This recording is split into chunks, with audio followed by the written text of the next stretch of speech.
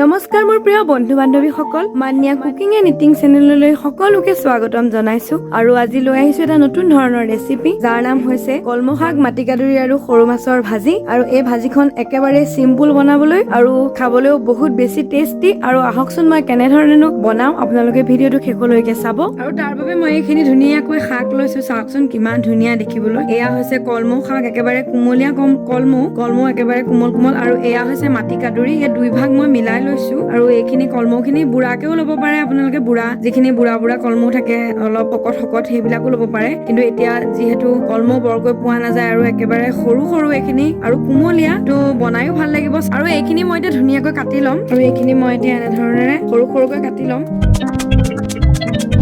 যদি কিছুমানে এনেধৰণে কুটি খাই ভাল নাপায়, শাকখিনি কুটি পেলালে ভাল নাপায়, দীঘলকেও ল'ব পাৰে, তেতিয়াও বৰ ভাল লাগে খাই। আৰু আজি মই এতিয়া এনেধৰণেৰে অলপমান কুটি লৈছো। আৰু এইকেইটা মই মাছ লৈছো, সৰু মাছ। আৰু ইয়াত পুঠি মাছ আৰু মোৱা মাছ আছে, আমি যিটো মোৱা মাছ বুলি কওঁ, সকলোৱে চিনি পায় হয়তো। আৰু এইখিনি মই এতিয়া নিমখ আৰু হালধি সানি ৰাখিছিলো। আৰু এইখিনি মই এতিয়া ফ্ৰাই কৰি ল'ম। আৰু এতিয়া কেৰাহীখন গৰম হৈ গৈছে, আৰু ইয়াতে মই এতিয়া দি দিম অকণমান মিঠাতেল। আৰু তেলখিনি গৰম হৈ গৈছে, ইয়াতে মই এতিয়া দি দিম মাছকেইটা। অকণমান লৰাই দিছো, গেছটো মিডিয়ামতে ৰাখিছো। আৰু এনেধৰণে মই মাছকেইটা অকণমান সময় ৰাখিম। আৰু আমি সৰ্বসাধাৰণ যেনেধৰণে মাছ ফ্ৰাই কৰোঁ, তেনেধৰণেই ফ্ৰাই কৰিলেই হ'ল। আৰু মাছকেইটা এইফালে হৈ গৈছে, এতিয়া মই এনেধৰণে লৰাই দিছো। আৰু মাছকেইটা মই এতিয়া এখন প্লেটলৈ কাঢ়ি পেলাম।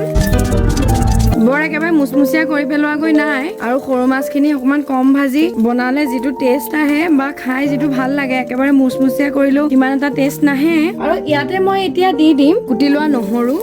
এইখিনি ঘৰুৱা নহৰু, যিহেতু ইয়াৰ বাকলিটো একেবাৰে সম্পূৰ্ণ গুচাই পেলোৱা নাই। আৰু তেনেধৰণেৰে মই নহৰুখিনি গুচাই লৈ টুকুৰা কৰি লৈছিলো। আৰু ইয়াতে মই অকণমান দি দিম এতিয়া হালধি, আকৌ অকণমান লৰাই লওঁ।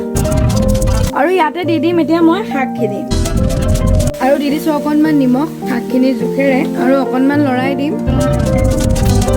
আৰু 5 মিনিটৰ কাৰণে এই শাকখিনি ঢাকি ৰাখিম। আৰু গেছটো মই ল' কৰি ৰাখিম। আৰু এয়া 5 মিনিট হৈ গৈছে, এয়া চাওক শাকখিনি সিজিবলৈ আৰম্ভ কৰিছে। আৰু এই শাকখিনি যিমানেই চিম্পুলকৈ বনোৱা হয়, তেতিয়া তাৰ সোৱাদটোও বৰ বেলেগ হয়। কিন্তু আপুনি ইয়াত বেলেগ ধৰণৰ মছলাও ব্যৱহাৰ কৰিব পাৰে। আকৌ মই ঠিক তেনেধৰণেৰে 2 মিনিটমান ল' ফ্লেমতে ঢাকি ৰাখিম। আৰু এয়া প্ৰায় 2 মিনিট হৈ গৈছে, শাকখিনি ধুনীয়াকৈ হৈ গ'লগৈ।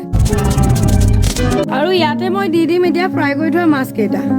আৰু এইখিনি মই এতিয়া ঢাকনা নোহোৱাকৈ এনেধৰণে 2 মিনিটমান ৰাখিবলৈ দিম। ইয়াৰ শাকৰ যিটো পানী, সেইখিনি একেবাৰে শুকাই যাব, আৰু খাই তেতিয়া বৰ ভাল লাগিব। আৰু এয়া মই ৰেডি কৰি পেলালো আজি সৰু মাছৰ সৈতে বনোৱা মাটিকাদুৰি আৰু কলমৌ শাকৰ ভাজি। আৰু এইখন বনাবলৈ একেবাৰে সহজ, কেনেধৰণে মই বৰ কম সময়ৰ ভিতৰতে বনাই পেলালো, আপোনালোকে ভিডিঅ'টো চালে গম পাব। আৰু এই শাকৰ ভাজিখন যিমান চিম্পুল দেখিবলৈ, কিন্তু তাৰ সোৱাদটো বহুত বেছি ভাল। আৰু আপোনালোকে এদিন ঘৰত বনাই চাব, আৰু বনাই খাই কেনে পালে মোক জনাবলৈ নাপাহৰিব। আৰু মোৰ ভিডিঅ'টো চাই কমেন্ট কৰিবলৈও নাপাহৰিব। আৰু শেষত মোৰ চেনেলটো যিসকলে ছাবস্ক্ৰাইব কৰা নাই, তেওঁলোকেও মোৰ চেনেলটো ছাবস্ক্ৰাইব কৰি দিব বুলিও আশা কৰিলো। ধন্যবাদ।